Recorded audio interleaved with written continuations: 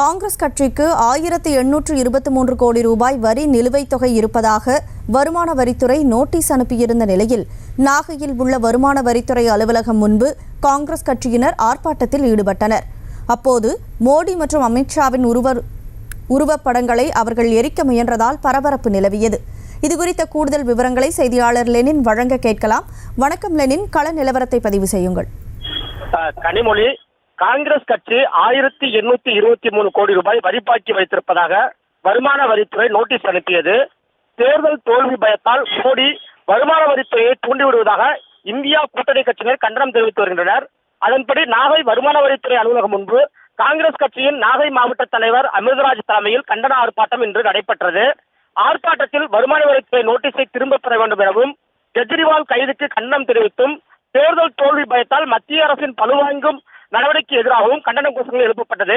தொடர்ந்து மோடி மற்றும் அமித்ஷா ஆகியோரின் உருவப்படத்தை காங்கிரஸ் கட்சியினர் எரிக்க முன்றனர்.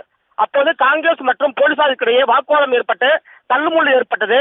இதனால் ஆத்திரமடைந்த காங்கிரஸ் கட்சியினர் நாகை நெல்லுக்கடை மாரியம்மன் ஆலய பிரதான சாலையில் அமர்ந்து போராட்டத்தில் ஈடுபட்டனர். அங்கு வந்த நாகை எஸ்பி டிஎஸ்பி பாலகிருஷ்ணன் காங்கிரஸ் நிர்வாகிகளுடன் பேச்சுவார்த்தை ஏற்பட்டதை தொடர்ந்து அவர்கள் கலந்து சென்றனர். தொடர்ந்து போலீசாருக்கும் கண்டன முழக்கங்கள் எடுக்கிறது பரபரப்பு ஏற்பட்டது. கனிமொழி,